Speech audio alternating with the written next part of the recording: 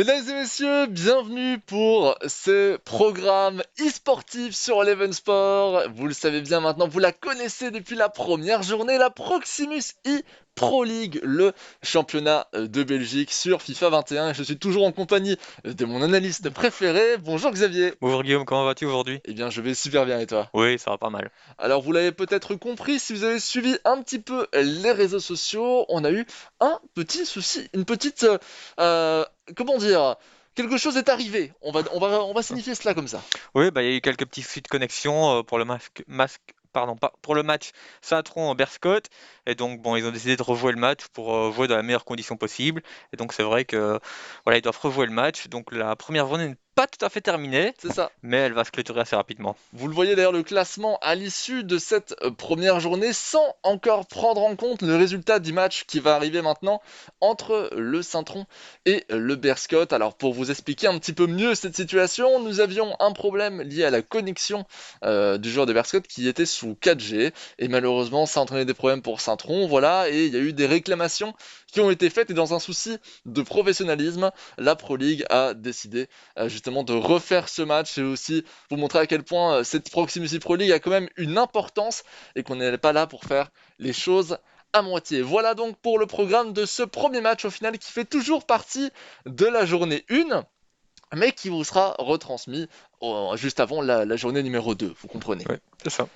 Alors faisons donc un petit point de nouveau sur ces deux joueurs. Faisons comme si on ne les avait encore jamais vus, bien qu'on ait déjà pu observer le premier match. On y reviendra peut-être un tout petit peu dans ce résumé. Saint-Tron, Elias Bray, Zeyror, un joueur également de NetGen en tant que structure, mais qui rejoint Saint-Tron également en tant que professionnel. Et face à lui, Yari Elemans, le joueur du Berscott que l'on connaissait du coup pas du tout avant la première journée de championnat et que on a vu qu'il était quand même pas mauvais du tout et qu'il avait de bonnes qualités qui pourraient en surprendre plus d'un. Ouais, de bonne qualité. Et puis je pense qu'aussi le Berscott a vraiment envie de se lancer dans l'e-sport. Parce que justement, on a vu cette semaine également que le Berscott il a recruté un manager pour toute la partie e-sport, Tout à fait, Arne Mikkelsen, qui était l'année dernière du côté de Courtrai. Donc on absolument. voit quand même que du côté du Berscott, ça prend quand même au sérieux l'e-sport. Donc ça m'étonne pas que Capitores, Yari, ait un très bon niveau.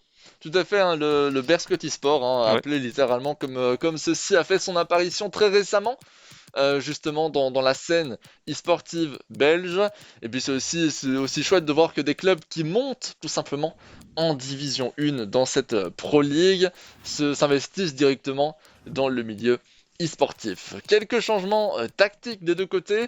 Rapidement, un point quand même sur Zeyror, on ne l'a pas dit, mais c'était un joueur qui, l'année passée, durant la première édition, a également représenté Saint-Tron en tant qu'amateur à l'époque, et il avait roulé sur le championnat amateur. Ouais, bah, c'est vrai qu'il avait eu quelques facilités donc dans le championnat amateur, pardon.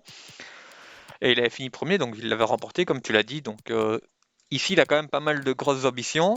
C'est Donc ça. je pense qu'il vise quand même la victoire dans ce match. Enfin, pour lui, je pense qu'un point sera largement pas suffisant. Non, c'est clair. Donc j'espère qu'il pourra faire mieux que le match qu'il a joué la semaine dernière. Absolument, un point, c'était d'ailleurs le résultat pour ces deux joueurs à la fin du premier match qui avait été donc joué, qui a été annulé, on le rappelle, et c'est pour ça que nous refaisons un second match. C'est toujours en théorie la première journée, même si comme vous le voyez également à nos vêtements et à la date, nous sommes au début de cette deuxième journée, c'est vraiment pour clarifier la situation.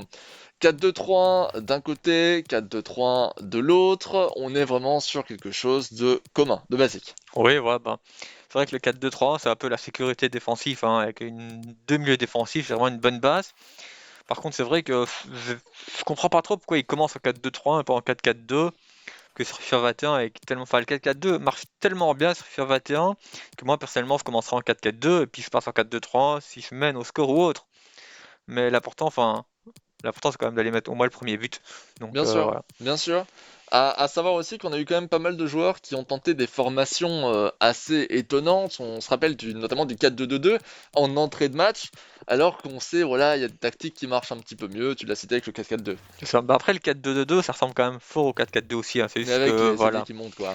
Donc c'est peut-être vraiment dans l'optique de vraiment mettre le premier goal peut-être encore plus rapidement. Mais Une formation qu'on voyait énormément les premières saisons et qu'on voit de moins en moins, c'est le 4-1-2-1-2.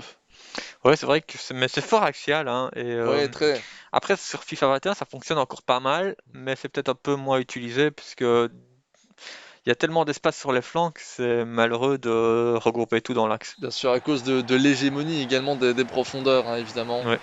très importantes, qui viennent parfois également du côté latéral, ou même en 4-4-2, l'avantage qu'on a, c'est que les deux sont un petit peu excentrés, les deux attaquants.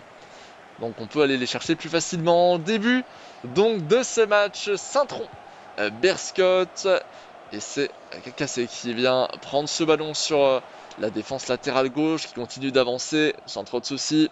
Pas trop inquiété pour l'instant par la défense du Berscott qui reste pas dans son camp, mais on sent que le pressing n'est pas très haut pour un début de match. On a envie de voir un run d'observation peut-être du côté du Berscott, on ne le laisse pas.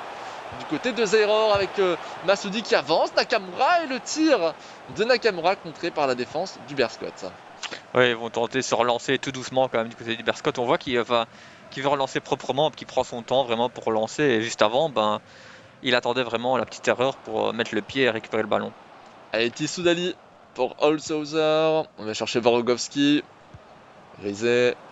On va rechercher Holzhauser. Et là, c'est De Ridder qui sera le premier sur ce ballon avec Masudi maintenant. Masudi toujours, la profondeur pour Balongo qui est bien tenté. Balongo toujours, le tir de Balongo. Un tir croisé très intéressant qui vient rafler le poteau. Récupéré par Van Abel qui... Bon, il s'est passé quelque chose au niveau du gardien de but, sans danger finalement. Et Van Abel devrait dégager offensivement, c'est fait maintenant. Mourinho, on va chercher Suzuki qui ne parviendra pas à reprendre ce ballon, récupéré plus rapidement par Konaté, Durkin, Nakamura. Nakamura toujours à la profondeur pour aller chercher de nouveau Balongo qui prend de la vitesse. Le râteau pour aller rechercher Nakamura. Maintenant Durkin, Nakamura de nouveau, Durkin encore.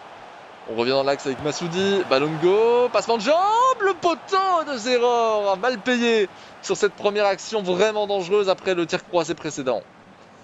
Ouais, quand on a vu la frappe partir, on pensait quand même qu'elle irait au fond. Mais voilà, le Berscott a peut-être un petit peu de chance en ce début de match. Ouais, il n'arrive vraiment pas à se dégager, hein, le joueur du Berscott dans cette début de match.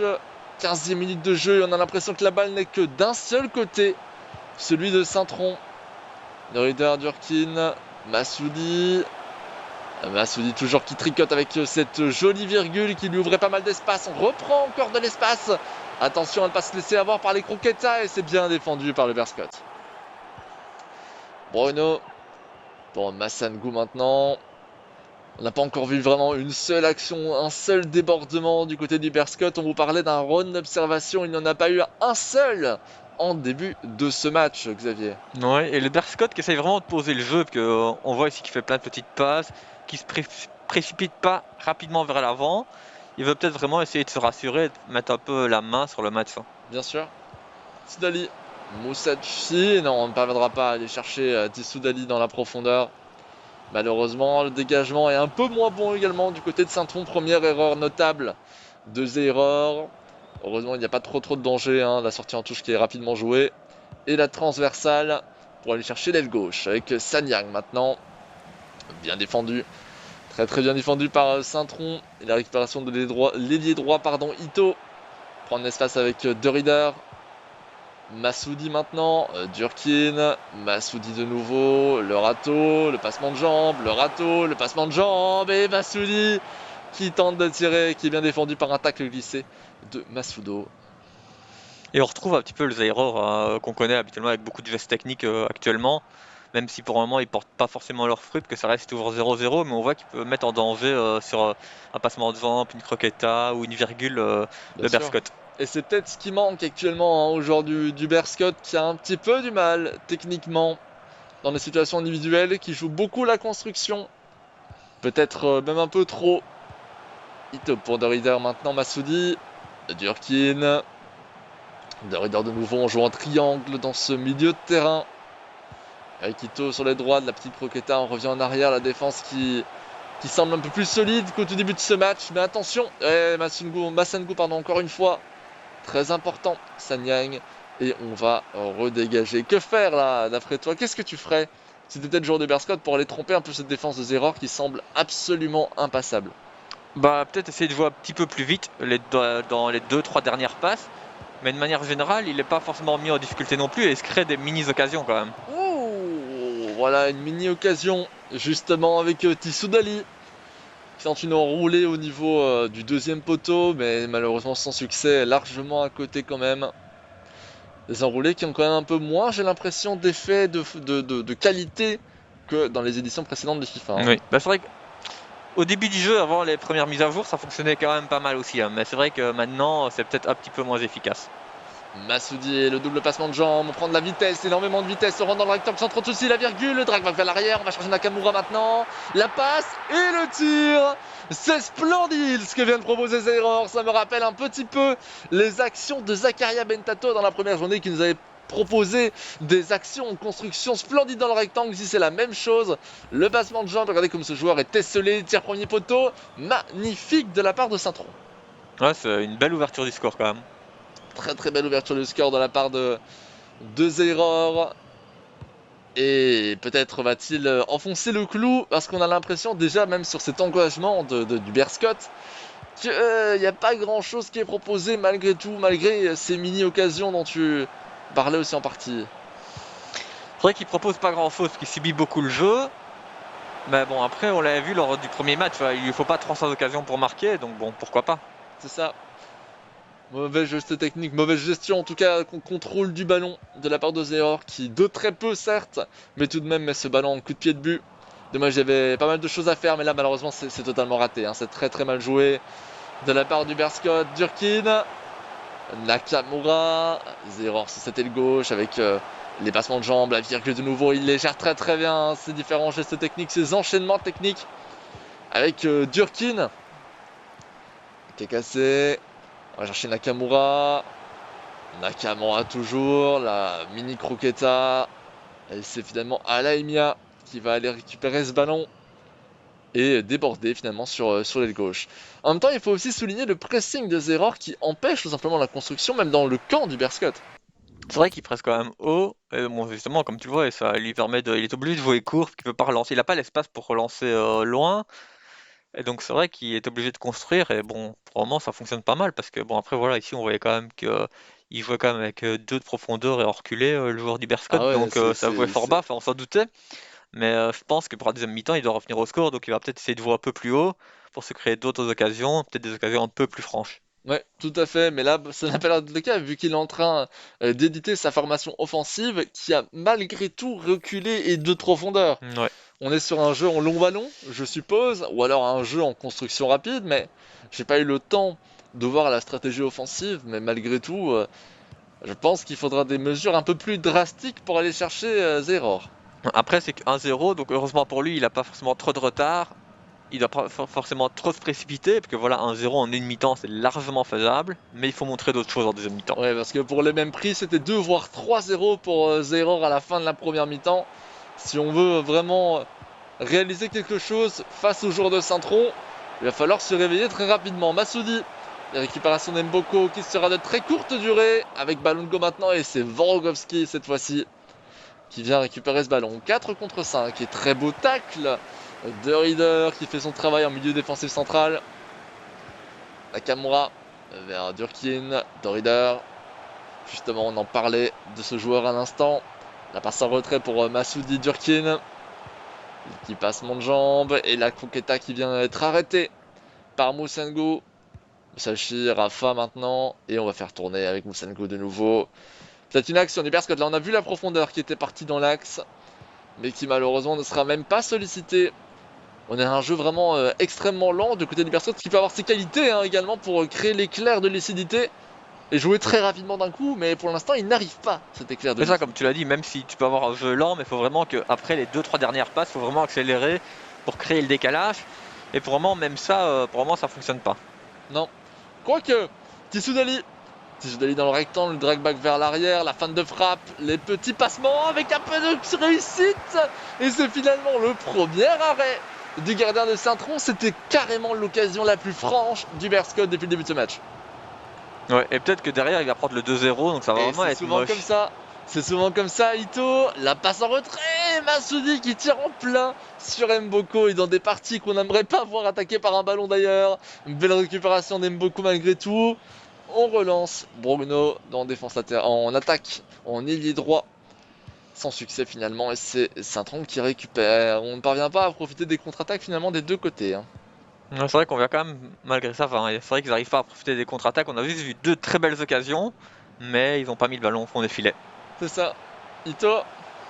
Ito, le ratour, prise de vitesse avec ses passements de jambes, la petite feinte pour ralentir le rythme sans totalement le stopper. Massoudi. Enchaînement de ratour et c'est bien taclé, hein. C'est bien taclé par Grisey qui va aller relancer toute son équipe, mais il faut jouer plus rapidement en séquence de contre là, il n'y a aucune opportunité et c'est très simple, c'est lié à la formation. Reculer de profondeur, on n'a Ouais. rien en contre. Quoique, Bruno sur l'aile droite, Dragbock vers l'arrière, très largement anticipé par la défense de Saint-Tron, et ce centre qui arrive en plein dans les mains de Daniel Schmidt, sans aucun souci, c'est De Rieder qui va se dégager, 67e minute de jeu, un but à 0 pour l'instant pour Saint-Tron, plus que 22 à 23 minutes pour aller renverser la tendance ou même en mettre un deuxième pour Malongo. Le tir de Malongo, quelle croquette absolument extraordinaire pour s'ouvrir l'espace. Et c'est là qu'on sent l'importance des qualités techniques dans ce genre de match. Ouais, puis l'importance de savoir ce qui fonctionne bien dans FIFA 21 ou pas, parce que c'est vrai que fan de frappe, croqueta, puis tu frappes directement derrière, dans 90% des cas, c'est goal. Et on... Pourtant, pourtant j'ai l'impression que quand on fait un geste technique avant de tirer, notre tir est de moins bonne Ah qualité. non, justement, c'est l'inverse. C'est T'as l'inverse. plus de chance que ton tir rentre au fond du but en sortie de geste que si tu fais pas de geste. Ok, ok. Bah voilà, une petite astuce pour tous ceux qui nous regardent. Essayez peut-être en entraînement, vous savez, ce mode de jeu où vous êtes Ouais. seul face au gardien. Vous avez l'occasion d'essayer autant de gestes techniques que vous le Ouais. souhaitez. Après, pour autant que ton joueur soit quand même bien placé, hein. S'il est dos au but, Oui, bien peut-être pas, sûr, mais voilà, s'il est bien bien sûr, placé, quoi qu'il arrive, en sortie de geste, t'as toujours plus de chances que ça rentre que.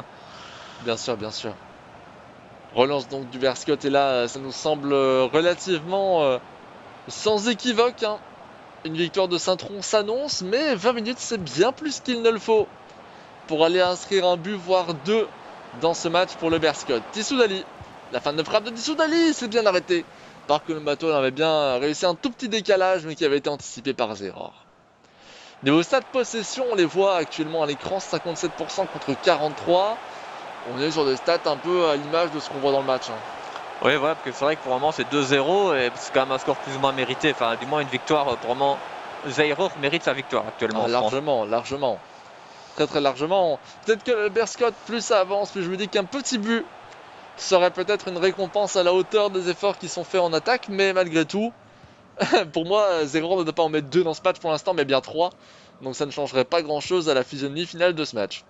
Ouais, les trois points sont mérités. Après, le score, ça, on peut peut-être en discuter, Oui, mais on peut toujours de discuter manière du score, générale, évidemment. il a quand même. Satron a quand même montré plus de fausses offensivement que le Berscott, même si le Berscott a eu quelques occasions, mais c'est quand même peut-être moins flagrant. Ouais, tout à fait. Allez, Lee Seung-woo qui vient bien lancer là. Très très bien lancé Nathan. Avec Vorogovski qui va récupérer. Ça revient dans les pieds de Malongo. Et le tir de Malongo. Et on voit également le manque de réussite du Berscott qui, la seule fois où il avait eu une occasion un peu favorable comme celle-ci, il l'avait raté. Du côté de Zayror, on en profite. Et le voici encore une fois ce tir enroulé. Bon, évidemment, c'est un contre favorable avant, donc ce n'est pas le meilleur but qu'on ait vu dans ce match, mais le réalisme est le réalisme. 3-0 pour Saint-Tron. Et non seulement on vient gagner ce match après le report du premier, mais en plus on est en train d'avoir une bonne différence de vue, hein. Oui, mais c'est vraiment à l'image du. Le dernier but, je trouve que c'est vraiment à l'image du match parce que on voit que Zayror a très bien joué, mais il a souvent eu le petit compte favorable, le petit vrai de chance, par exemple sur les occasions du Berscott, un petit ballon contré ou autre, toi. Et au final, le troisième but, c'est vraiment ça, quoi. Il récupère le ballon un peu forceusement, et puis il a une occasion pour faire le 3-0. Après, Après, les moi comptes je. favorables, il faut les provoquer, et il a très bien joué pour les avoir, mais c'est vraiment ça, je pense, qui fait Oui, non, le je score. comprends ce que tu veux dire, mais après, je pense qu'il faut pas oublier également un dernier point, c'est qu'il y a eu un poteau en début de match, justement pour Saint-Tron, qui a aussi manqué de réussite sur certains points, et le premier but était vraiment très très bien réalisé, n'avait pas, je pense, si je me rappelle bien, eu de contre. Après, c'est toujours une question de réalisme. Je pense que les deux ont manqué de chance à certains moments, au point près que le Berscott n'a pas réussi à utiliser la chance qu'il avait dans les moments opportuns. Ito le lob, et heureusement qu'on a Laimia. Heureusement qu'il est présent pour récupérer ce ballon car c'était dangereux. Et c'est Ito qui va On reprend finalement le ballon pour Saint-Tron. Ballon de go, drag-back vers l'arrière, anticipé par Mboko, mais le contre, cette fois-ci, il est bien du côté de Saint-Tron. Et là, effectivement, on est en train d'illustrer ce que tu disais, Xavier, avec un contre en début d'action. Certes, la construction, elle est parfaite, elle est très bien réalisée, on en profite, et c'est là qu'on voit la différence. Hein. Un Berscott qui n'en profite pas, un Saint-Tron qui en Ouais, c'est profite. ça en fait, c'est vraiment ça, tu vois. Satron mérite largement sa victoire, il a très très bien joué, mais dans les petits moments qui peuvent faire la différence, qui peuvent faire qu'on perd un match ou autre, et ben ces petits faits de match, ils étaient quand même en plus en sa faveur. 4 buts à 0, un score vraiment sans appel dans ce match entre Saint-Tron et le Berscott. Et là, évidemment, on peut se poser la question.